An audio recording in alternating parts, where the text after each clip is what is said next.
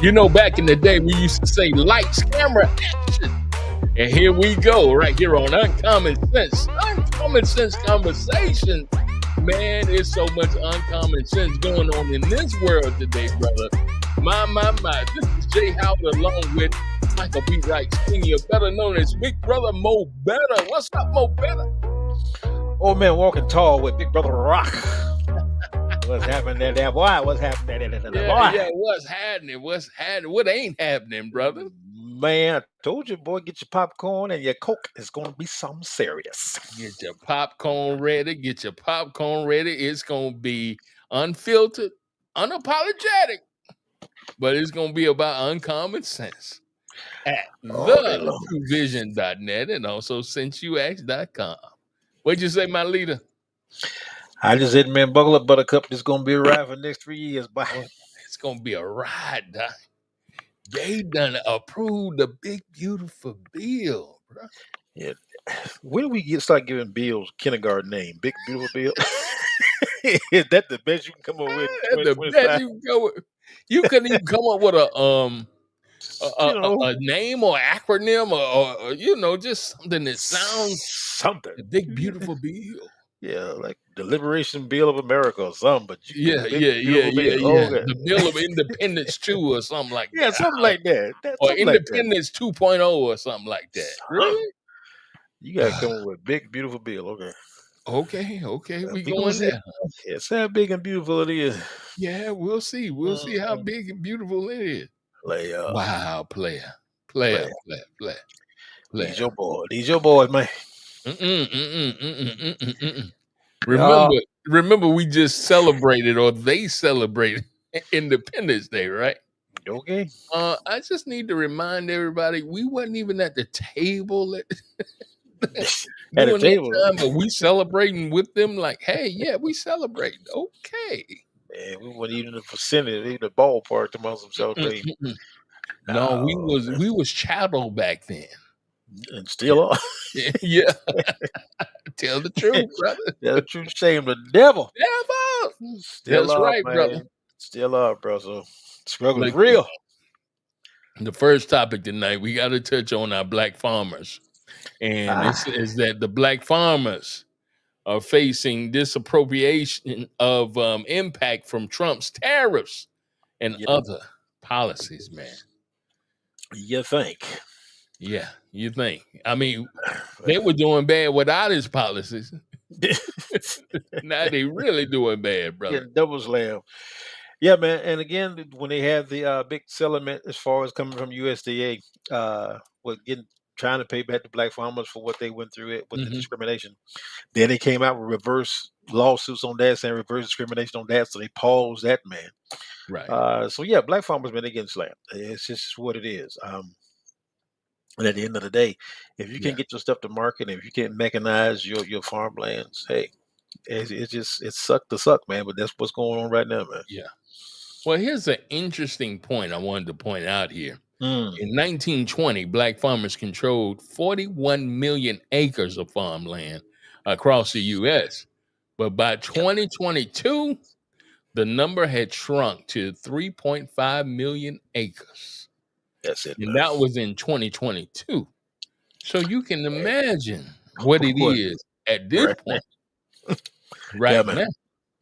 Sad, man. That right there, if that doesn't shock somebody, it'll make you say, what the heck happened there? Exactly. I don't know what does, man, but that right there tells it all right there, bro. Didn't they bring us over here to do the farming and do the... Oh, yeah, you could do the work, you just can't own the land. That's what that is. That's right. Yeah, you can do the work, just can't own the land, man. Doc, we got to get back to it. We got to get back to owning farmland. And also, some of our generation has sold the farmland, not knowing what they were doing, and sold it. And now it's like it's in other people's hands, especially the commercial people's hands, and they just running rampant with it. Sure, bro. Because again, for some reason they did a job on that too, man. They ran them commercials and said, being in the suburbs was supposed to be. Yeah. And rural, born in rural area, you flock to the suburbs. But now you find out you better flock back to the rural. But like I'm Exactly. saying, a lot of young kids they've sold their property pennies on the dollar, because they say I'm never Hmm. going back to the rural area. Right. Um, and so a lot of black families, man, have lost a lot of their property from that, or just not paying the taxes on it once the elders pass away. Hmm. So it's a double-edged sword, man. We got to do a re-education to the young generation so they can recognize what real wealth is. That's Real right. estate, real estate is the foundation of any portfolio. I don't care Hmm. what it is. Hmm. If you just got Right. land and you're selling the timber, the things you can do to turn a profit. But these young kids, again, because of technology and because of how they Hmm. so indoctrination, they think being in the rural area is crazy, man. But honestly, man, that's where it needs to be right now. You need to have some stake Yes. somewhere Right. in some rural area. That's just where it is right now, man. It is, brother. It is. It is. Yeah. Now, going to our next topic now. Trump said this. Oh, la. He said this openly. He says, well, we going to set it up in a way that all y'all got to do is vote one time. He said That's it. it. Y'all will never have to vote again. Yeah. So it's brewing right now where the Mm. Republicans counsel elections in Florida. Yeah, buddy. And this is sort of interesting right here because they actually did this Mhm. because they know they're going to get some pushback. And Mm. by them getting pushback, guess where it's going? It's going to the Supreme Court. Yes, sir. Then the Supreme Court is then going to rule on it and make this thing nationwide. So Here we you go. seeing everything play out in real time, Project Mhm. 2025 in Yep. real time. That's up. Yeah. Yeah. It's a playbook, man. They running it. For some reason, right now, there's nothing to stop that book from being played right now. But yeah, Doc, they they everything's a test, man. When you think Yeah. about Yeah. the Al Gore and the Hmm. George Bush, that was a test. Yep. It went through. So Yep. that's why you had, coming down with Trump and Hmm. all them. Yep. So I mean, everything's a test. And so Yeah. now that the small little county in Florida, The big Repu- beautiful bill was a test just to e- see. everything, man, is a trial. Right. And if you can just gloss it through, Hmm. then we keep pushing the envelope. And that's where we are, man. They trying everything they possibly can to see can they get it through. And right now they can. Okay. All right. Well, let's take a look at this beautiful beam footage. It's kind of fuzzy, but I want you to hear the synopsis and the main points of what they're talking about and what happened in Florida to the elections. Hmm. Elections be canceled by Republicans in the future so they can just stay in power. And at the time, I was like, no, I don't think it's going to happen. Probably, but I wasn't as sure of it as I was, say, a month ago. A month ago, I was dismissing the fears of everybody saying they're going to cancel elections. I thought, that's a little extreme. You guys are kind of going a little overboard. Let's not talk about them canceling elections because it's not going to happen. I was wrong. I could not have been more wrong. And this is one of the times when, man, I really wanted to be right that, of course, Republicans aren't going to cancel elections. That's ridiculous. And they did. Republicans in the state of Florida, in the city of Miami, have canceled this year's elections. The city of Miami is supposed to be holding elections for numerous, city leaders, including mayor of Miami. But because the county commissioners is a majority Republicans, and because these government officials that are term limited and cannot run again are all Republicans, all of these Republicans got together and said, you know what? Let's just not do it. So the county commissioners of the city of Miami and the state of Florida voted to cancel this year's elections. The voters did not have a say, and the voters are pissed off. But because the Republicans are term limited and they knew, hey, we're out of here in November, they said, let's push it a year down the road. So they canceled the election scheduled for 2025 because they do hold off-year elections. And they said, let's do even-year elections so that it lines up, they said, with, the regular federal elections. Because then if we do it, they claim, we're going to get higher turnout. Bam. That is right there, man. There it is, bro. There it is. There it is in a nutshell. In a nutshell.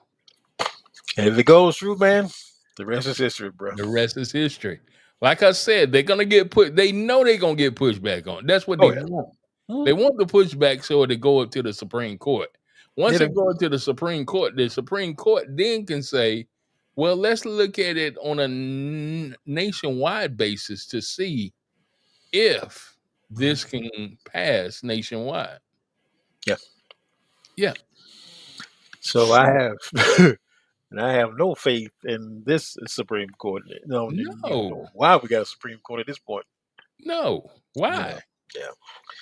But it's what's coming. I think again, folks, because of it's something that's always common in America. You don't think they would be able to do something like this. But again, man, when you have folks in office that care nothing other than this nostalgia of power, you're right. That's all this is. Right. And they find ways. I mean, it's amazing how you can find a way to do everything that don't make sense, but you can't find a way to do things that's right. I mean, I don't see how. What? Yeah, but they find it, bro. I mean, they find a legal premise to do something as asinine as this. But we're gonna see what City of Miami does. But that's where I'm telling you, man, it's a trial and error. And if City of Miami works, you're gonna see it again, bro. You're gonna see it again. Trust me, I'm telling you. So we're saying there might not be a 2028 elections. Bro, I mean, Trump told you straight up. Man, I'm telling you, man. You now. He wasn't lying. He wasn't lying now. He wasn't lying, man. We thought he was crazy, but he wasn't lying. Nah. No. They're pushing it, man, because again, when you're looking at all the stuff that's trying to be pushed through and all the reconstruction they're trying to do, man, from a legal standpoint, legislative and from a legal standpoint, they're doing a lot of wrangling. They're doing a lot of reconstruction, these things behind the scenes. And it does take a time to put this stuff in. And the problem is once it's inserted in, once it becomes law, it takes hell to get it, unraveled. Get it unraveled. But that's what they want, man.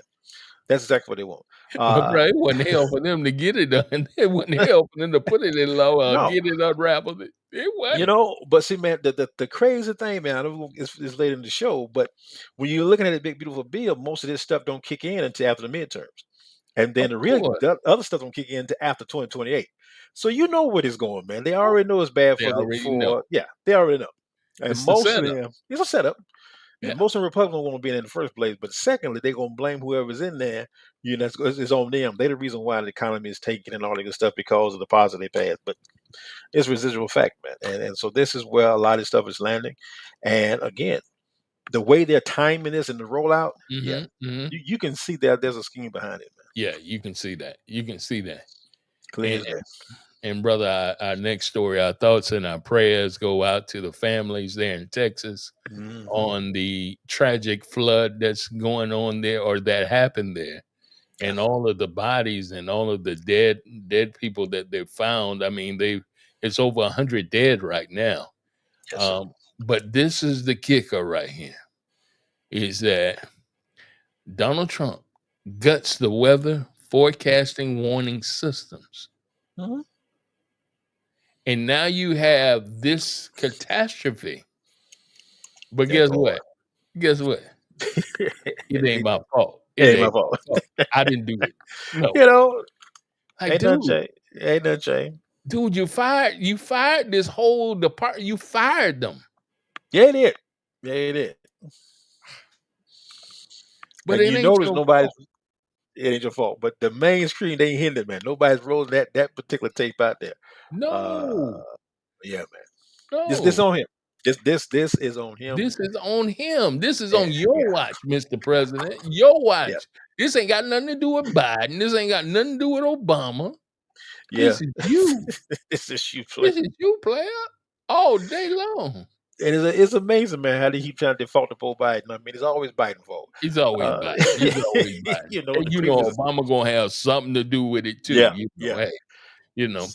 So let's run this beautiful beam footage right here. This one's a little bit fuzzy too, but I just want you to hear the crevices of really what the situation is and what happened, why you're in this situation, or why Texas is in this situation right now.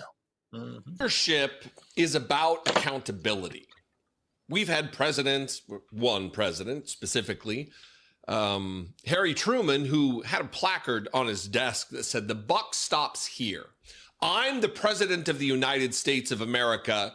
The decisions that flow forth from this desk impact lives.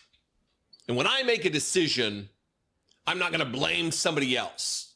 I'm not going to fail to take responsibility for that mantle of leadership that I wear." Donald Trump is a different kind of president. Nothing is ever his fault. As soon as he started slashing the FAA, planes started falling out of the sky, colliding with one another. Not his fault.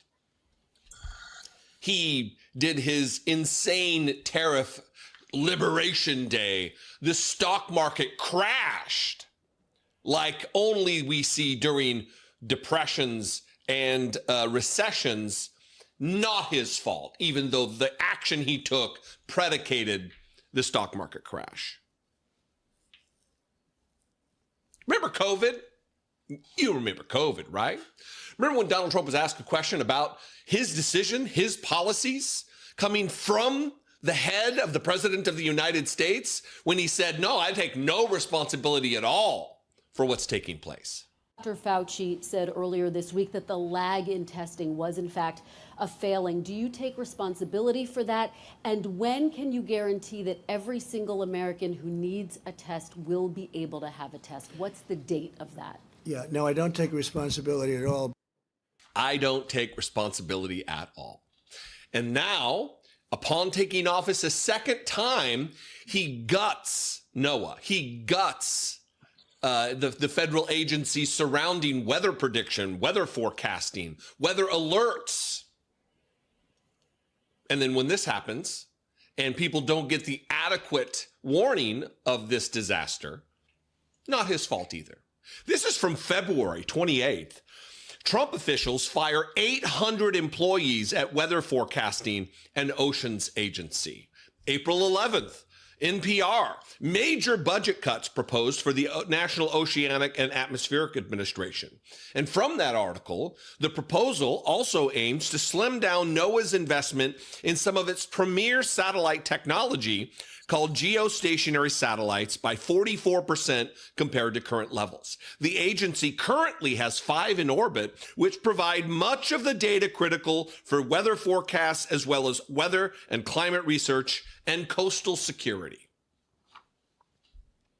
Now that budget is in place, we have not only fired a bunch of critical employees that could have been in place to warn people, to warn the parents and the caregivers and the guardians and the people responsible for the safety of the children that just died in this summer camp. Children are dead. Dozens of children are dead. And the party of family values doesn't seem to care at all. No. That's what That's man. the real deal. That's the real deal. Yeah. That's the real deal. And again, then you got Tropical Storm Chantal that then made landfall in Tanab, North Carolina, and South Carolina again, with flooding waters. So man, it's here. I'm telling you, man, it's here, and his mind is shocking that, like I said, man, when he cut FAA, planes started dropping. He cut this, and they talking about taking FEMA out the way, and here come the floods and the rain. So I don't know where it's gonna land, bro. I really don't know, man. Now he cutting all these government entities, right? And so we had to figure out, now, if you fired everyone in the government, how much money would that really save the government?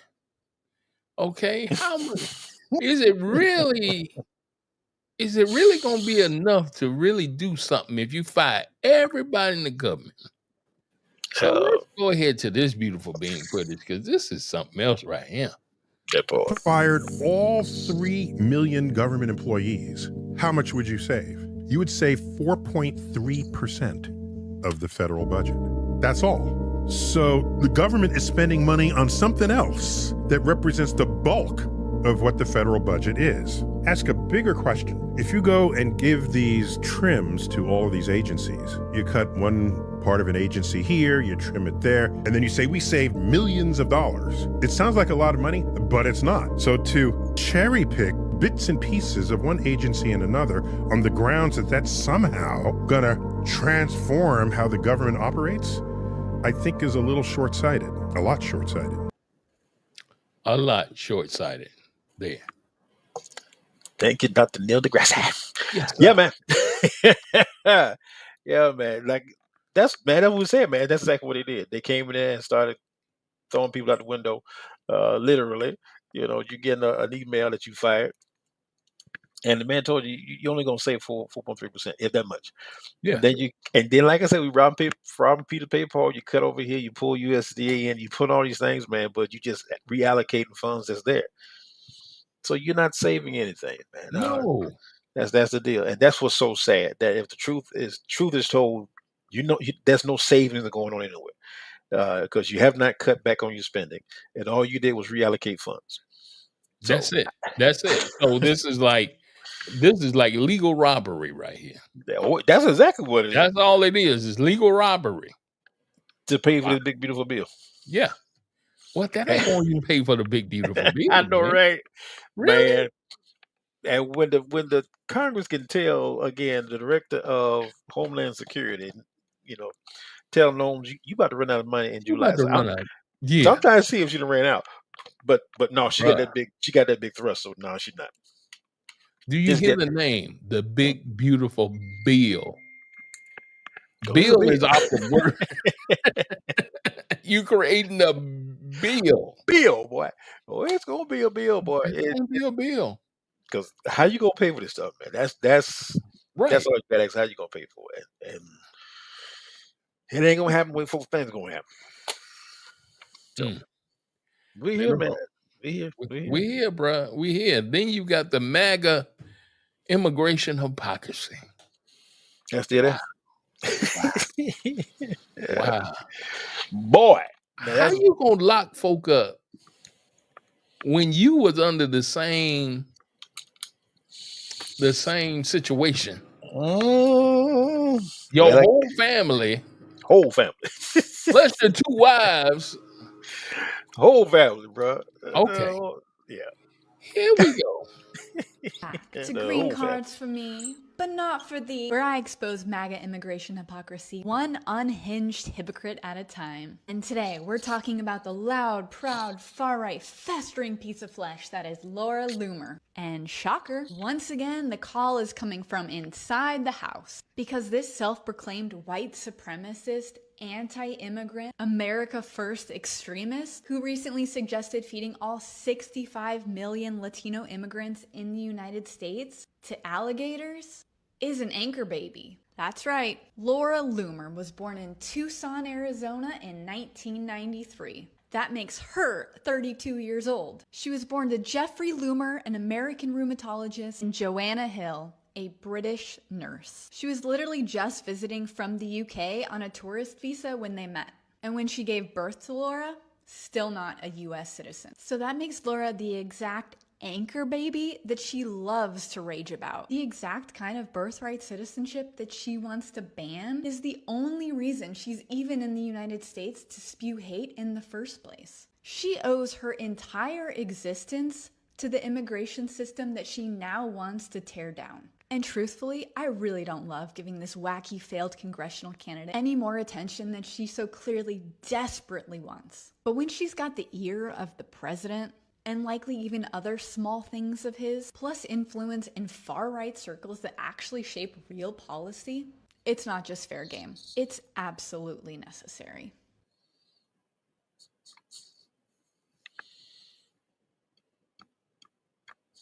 Crazy. Just crazy. Now you want... I need you to do better with that button, boy. Bruh.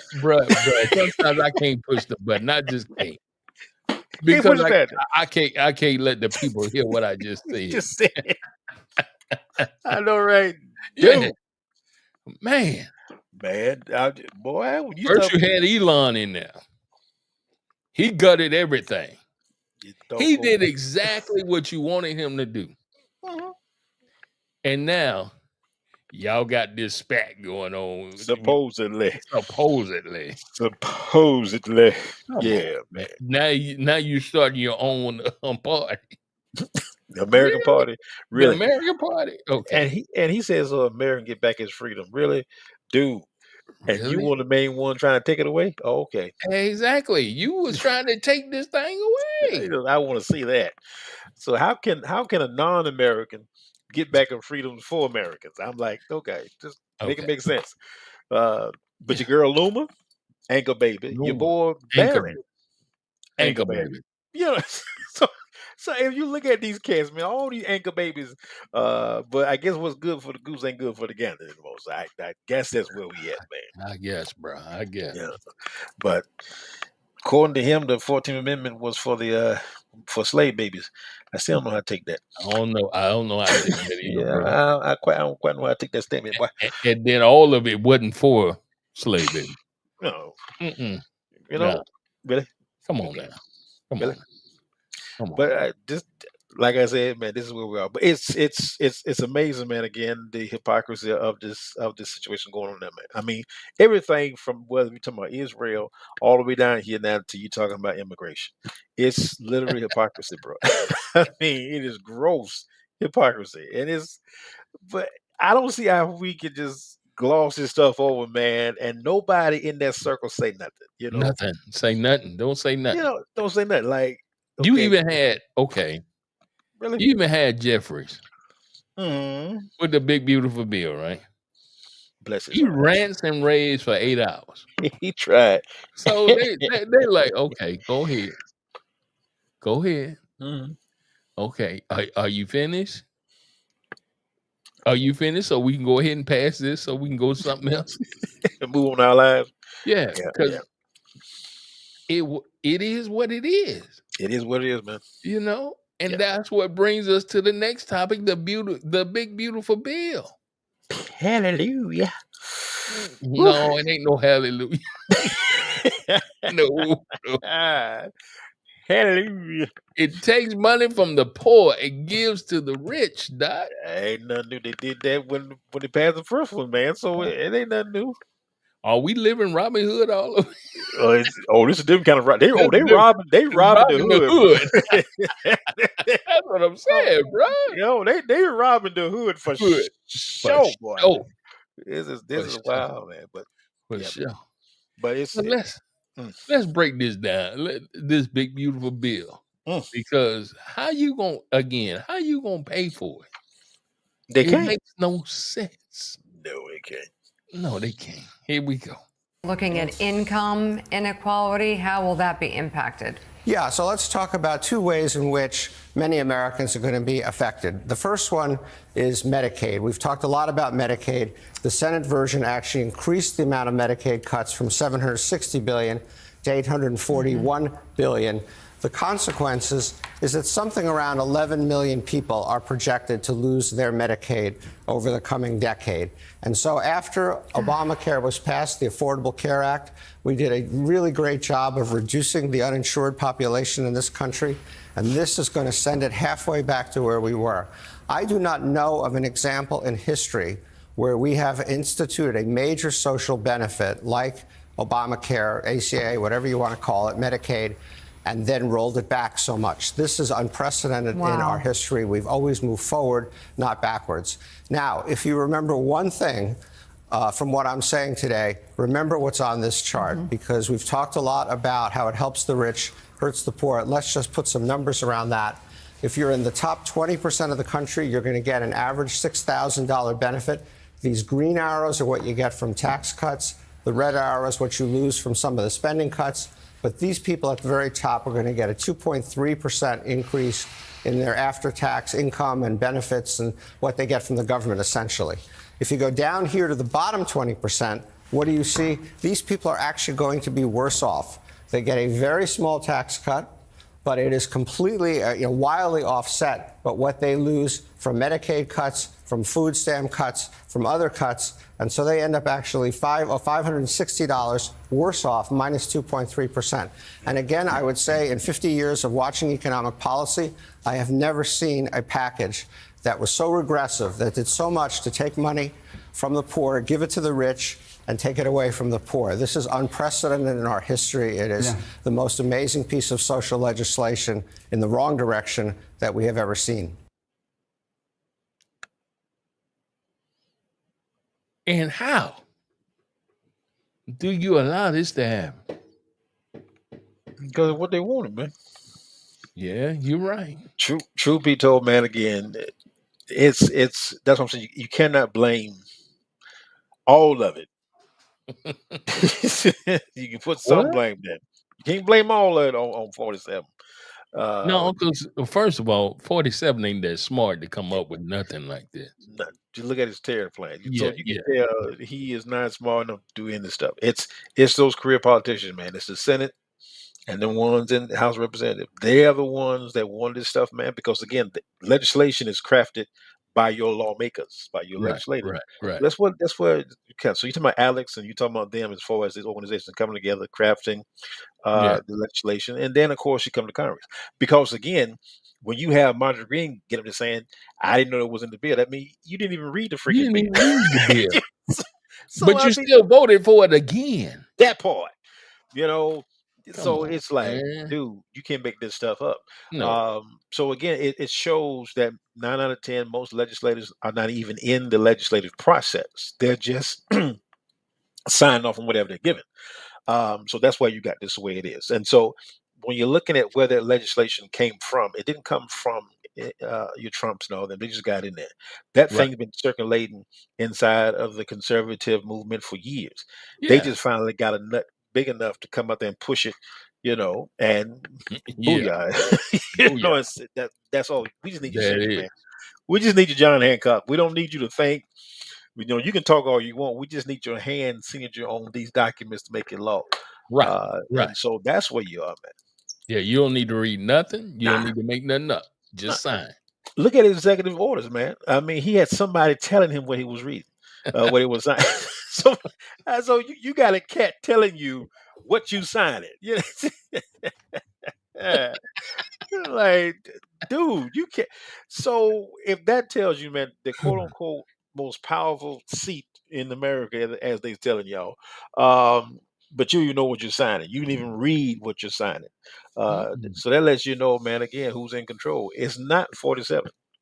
I mean, you can try it like you want to, but it's not 47. And so you're going to see more about this, but this is what they wanted, man. Because again, those who are in office now, 9 out of 10, most of those cats are down millionaires. Yes.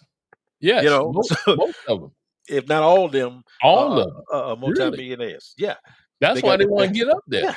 Yeah, they got the best healthcare, in America. So I mean, when you're looking at the dynamics of things, even the policy they pass, and they benefit from them because they're in the top 20%. Yeah. So this doesn't affect them. So of course they're going to sign off on it, man. Right. You don't know what it is to have to struggle and make ends meet. That's not a part of your reality. No. And so you're just trying to protect your lifestyle and your particular interests, and that's what they're doing. Right. So again, it doesn't surprise me. It's just as the commentator said, man, you never seen something that has been so regressive in nature of this magnitude, like you have it now.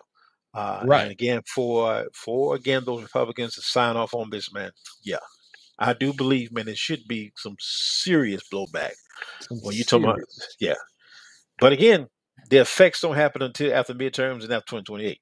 So they're banking on, some kind of ride and some glory before then.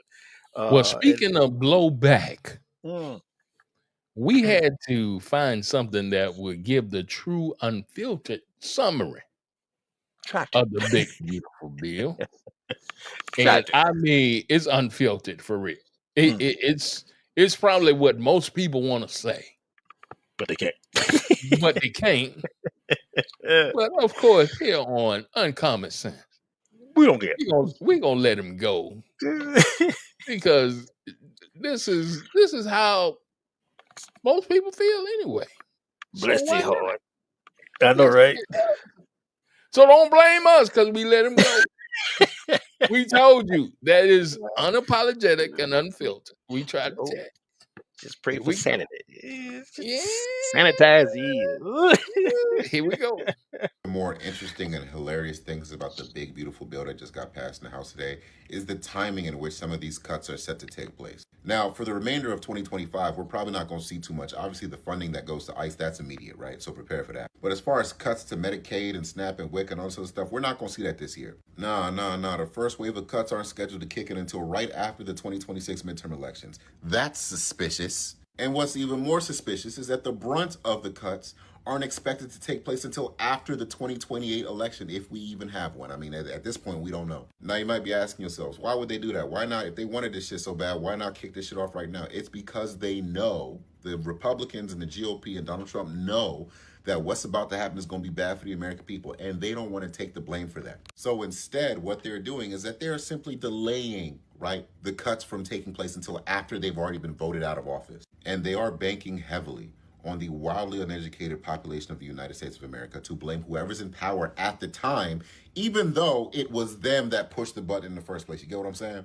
And you want to know what's really fucking hilarious? They've done this before. Literally, Donald Trump, his first term in office, passed that 2017 tax cut, which caused the majority of the inflation that we saw in 2021 because he simply delayed when those things kicked in until after the 2021 election because he knew he was going to get voted out. And I had to sit and listen to you driveling idiots for 4 years blame Joe Biden for all the inflation that we saw during his term, even though it was Donald Trump who did it the first time. And then what's even more hilarious is that y'all let Donald Trump run a campaign complaining about the very inflation he caused and put him back in office for it. Y'all motherfuckers are stupid. Like, there is one inescapable fact in all of this. The GOP, MAGA, and the Republican Party as it exists today can only exist because the majority of the American population are fucking stupid. I'm sorry. Actually, I'm not sorry. Y'all motherfuckers dumb as hell. But I ain't going for it this time. I promise you I'm not. If by God's grace and by some miracle we get a Democratic president in 2028, if we even have an election,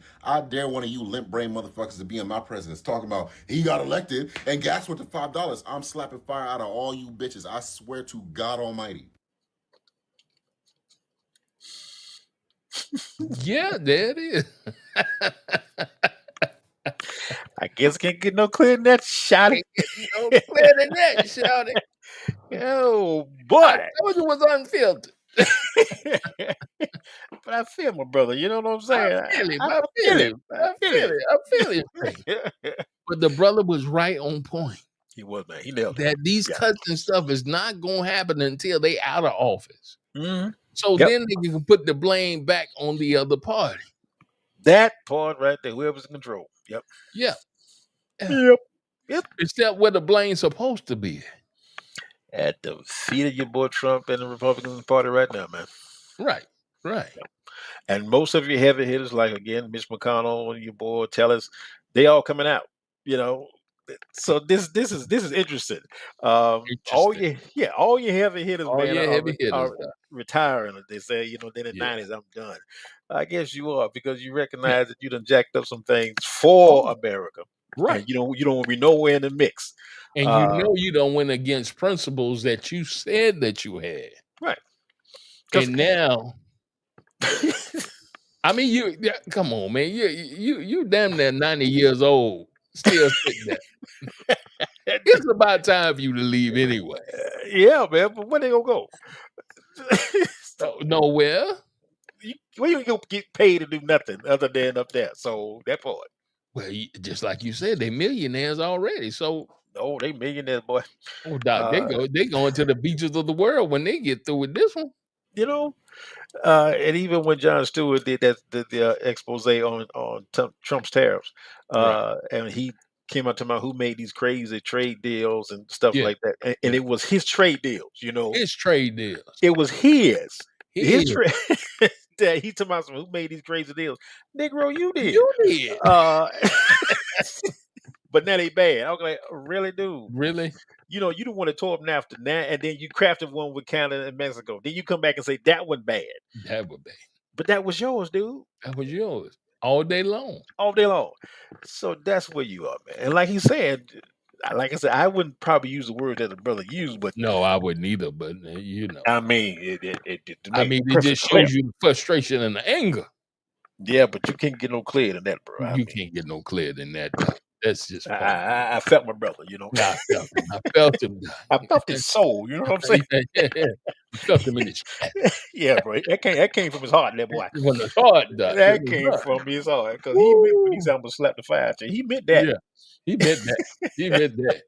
Bless He meant his that. heart. How you gonna be an immigrant, That but boy. you gonna vote for Trump, and then you gonna get deported? Bless their heart. And they so messed up right now, man. Hispanics and Cubans, they so messed up right, man. They don't know what to do themselves. We read one story that said, "Man, I want my vote back." You can't have it back now, bro. No, player. It's over. They told you what they were gonna do. They told you exactly what they were gonna do. Did it? Yeah. But again, like I said, man, they didn't think they was gonna come to their doorstep. From what they was talking about, they was gonna get rid of the worst of the worst. All right, and so they were the worst of the worst. you know, and the thing about it is, man, come on now. If I'm a criminal and I'm an immigrant, you know, it's not like I'm gonna be easy to find. I'm not gonna show up at the Home Depot. Right. It's like this stuff here, man. So they know. But bro, they showed up to vote for him, though. Come on. They voted for him. But not the criminals. Trump. Not the ones they said they Mexicans for Trump. Oh yeah, Latinos. Yo, they were out there. Latinos for Trump. But yeah, that part that come back. Blacks for Trump. And they were the first one that got laid off. Okay. Well, I mean, your boy X said it best. I think it's just the chickens coming home to roost, man. That's it, bro. That's it. That's X said it, man. I can't take the man's words. Yeah, X said it now. I just think it's a chicken coming home to roost. Yeah. And then that's unfortunately that's where you are. But again, man, it's not going to stop there. If people think it's just going to stop with, again, quote unquote illegals, it's not going to stop there. No, it's not going to stop there. You don't build these kind of concentration camps, man, without a purpose in mind. No. And I'm talking about a long-term purpose in mind. And it's not a house those immigrants, man. It's not going to happen. You ain't got that. Matter of fact, you build one. You built one in Florida. That boy. And now you got flood concerns at the Alligator Alcatraz. Just one day after the grand opening. Now they even call it a grand opening. It was a grand opening, yeah, man. It was a big to-do. A big to-do. It was a big to-do, but man. if you see this place, right? Bruh. Yeah. Even if you work there, they talking about 1,000 people gonna work there. I wouldn't work there. No.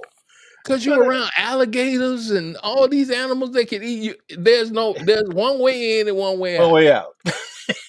So they know what they're doing, man. Man, please. Come on, man.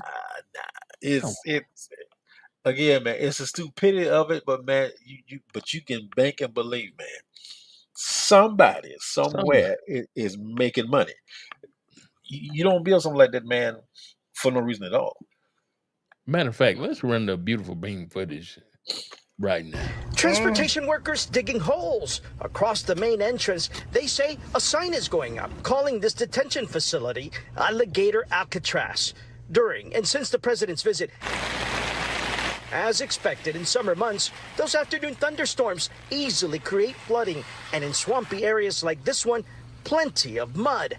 Already reports of flooding inside the facility, despite what the head of Florida's emergency management said yesterday. It is a fully aluminum frame structure rated for winds of 110 miles an hour or a high-end Category 2. Today, a spokesperson for the Florida's emergency management told us vendors went back and tightened any seams at the base of the structures that allowed water intrusion during the heavy storm, which they say was minimal.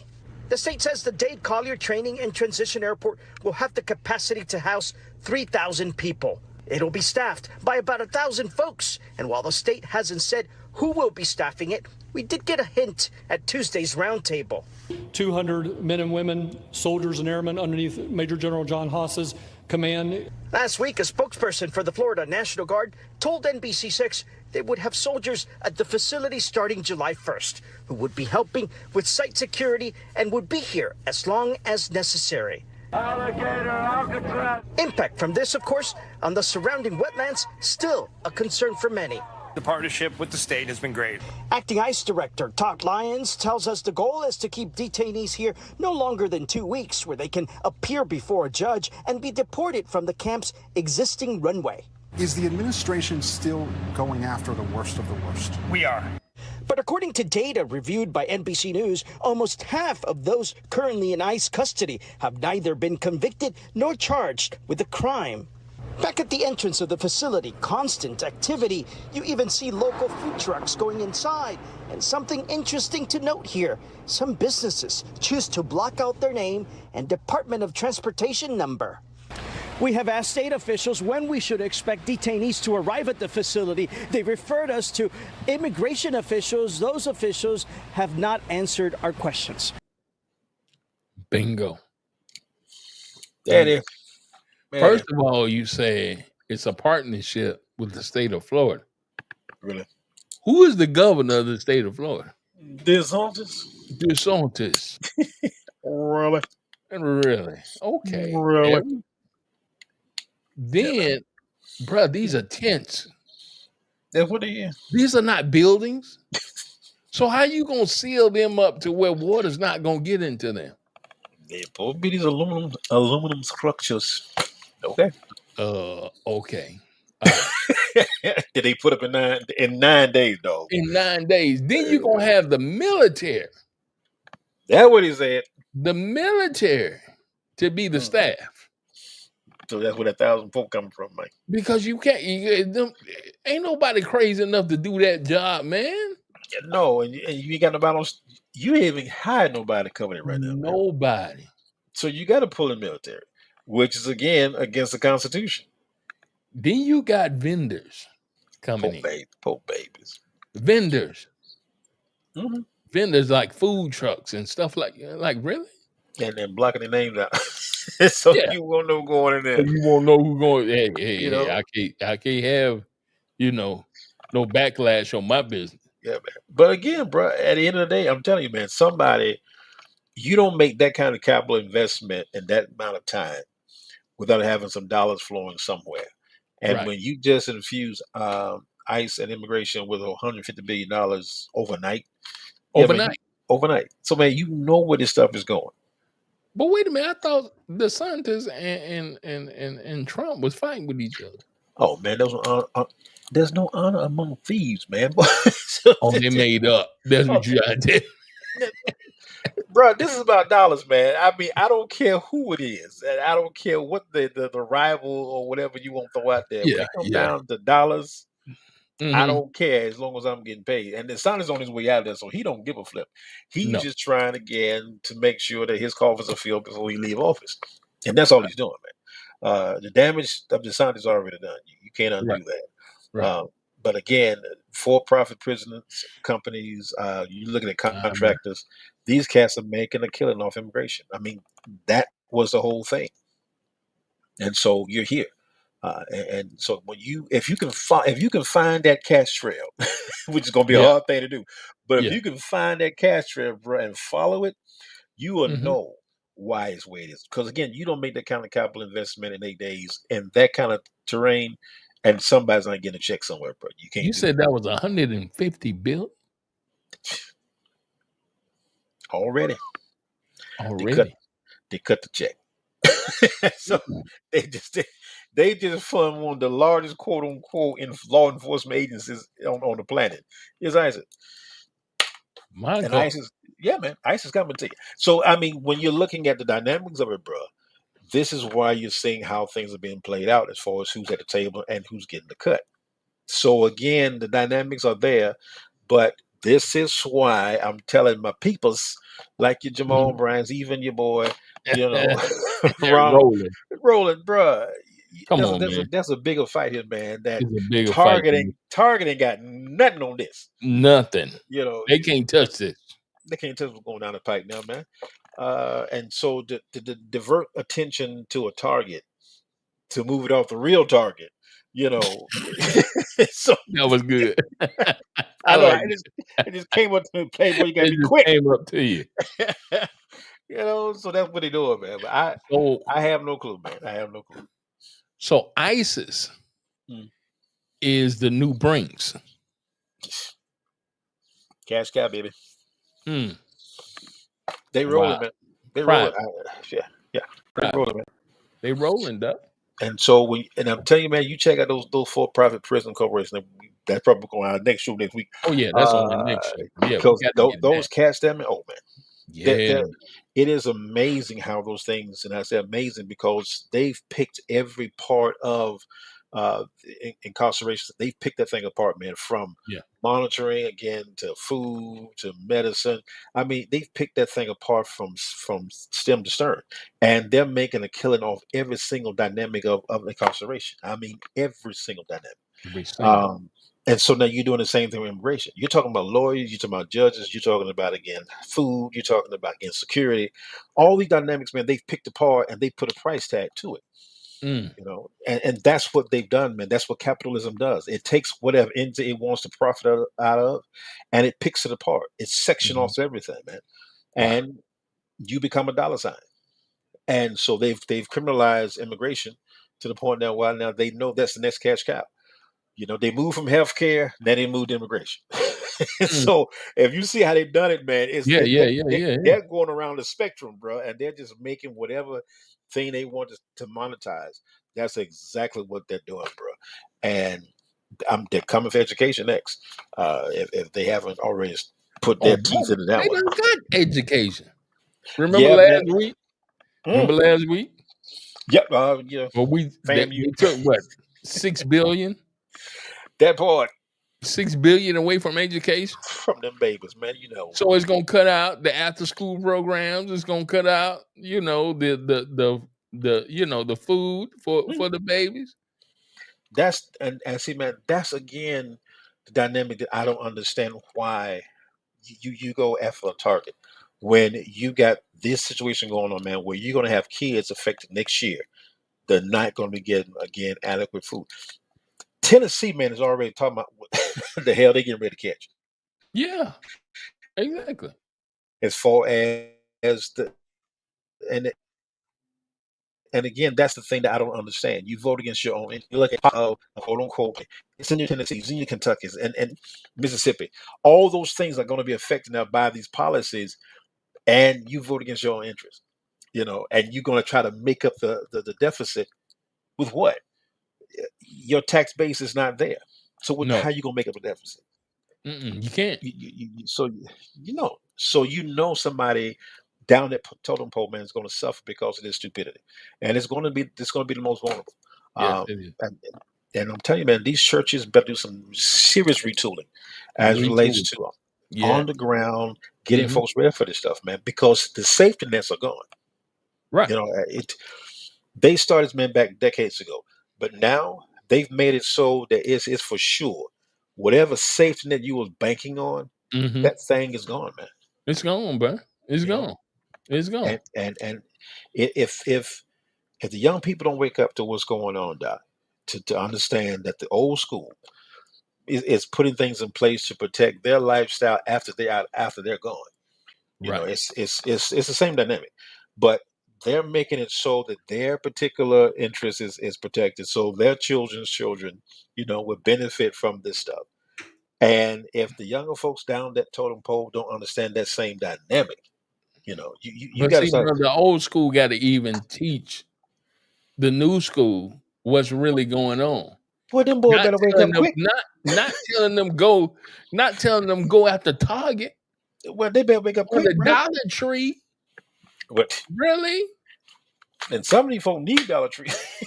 I know. They need Dollar Tree. I know. But man, that's the whole thing, man. You're not going to get any traction in this because you're fighting the wind. It's an oxymoron when you really look at how strategy, if there's any, as it relates to how you get at this, because it's the younger generation. That's why I'm looking at my setup differently. Right. every generation that wants to build generational wealth, there has to be a sacrificial generation. It's got to be. You know, the Yeah. one that puts things in place, puts Yeah. investments in place, Right. get insurance policy that Yeah. when I'm gone, I'm worth dead more. I'm worth more dead than I am Dead alive. than I am alive. Yeah. I know this, right? So cool. But you recognize this is how you build generational wealth. And so it has to be a sacrificial generation somewhere in the mix. And so with that kind of ingrained consciousness that you are making something better, that your children's children will be able to benefit from this, because you already know the system is set up that they won't win. Exactly. And so it's you got to stop trying to say, fix the system and all that good stuff, end racism.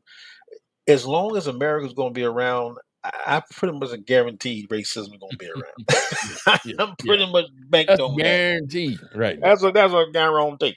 Guarantee. So you need to move away from that mentality and look at how you can now, as the Bible says, hide yourself. Yeah. Since this is going to be what it is, cool. Yeah. Cool. But hide yourself. Get it so they can't. If they wanted to get at you, they can't. They can't. Right. Right. And so that's the kind of mentality we got to start getting to, and how you get to a place where you can hide yourself, even in all this foolishness here. Yeah. Where they can't pull you, even if they wanted to, because your stuff is tight, and you recognize, I moved things around, I shifted things around, where my children's children won't be affected by this stupidity. Exactly. But bro, that there comes with a strategic thing, and it starts with grassroots, and it starts at the kitchen table. Yes, sir. And again, the front line of that has always been, as far as the Black community, has been the church. And I know our time is gone, but your William Borders, those kind of hitters, man, back in the day, C.L. Franklin's. Yes, yeah. Those cats, man. Yeah. One thing that C.L. Franklin said in the message, he said, you can't save a man if you don't save the society that he's in. Right. He was saying, if you just save a person and throw him back out into a jacked up society, that person will get jacked up again. Jacked up even more. Yeah. So he said it's got to be a synergy here, but you got to tailor make this stuff. And tailor make it, Doc. Those cats, man, were very deliberate in what they did, and that's why you saw, even in the most crazy situation, the Black community still thrived, because there was a different kind of message, a different kind of thrust coming from the front line. Exactly. And that's what it was. But now they dismantle that. So you don't have that kind of, again, staple. Where you're looking at the church for that kind of message. Right. And for that kind of retooling. You ain't got it there, man. They've come to the same place where the world is. How much money can I make off every person that walks in this door? Yeah. I'm sorry. That's where you're at. And so since that's the goal, that's the goal. That's why you close the doors. Close the door. Yeah. Close the door. That's why you close the door. Until I get 40,000. Okay. Like, dude, come on, man. Come on, bro. Come on. And then I saw your boy McClendon got this 2025 is a new breath seed. What? It's the season of the new breath seed. Okay, it's time to go home now. So I'm finna get that seed. I need a new breath. I need a new breath. No. So I can. Well, you been not. You been not. I feel deflated. I feel deflated, brother. I need new oxygen coming to my lungs. Uncommon sense conversation. Expect the truth. Expect the heat. No, Lord. But expect the uncommon. Right here. Every Tuesday at 7:00 p.m. on thetruevision.net and since-you-asked.com. Unfiltered, unapologetic. Until next week, talk to you then. Peace.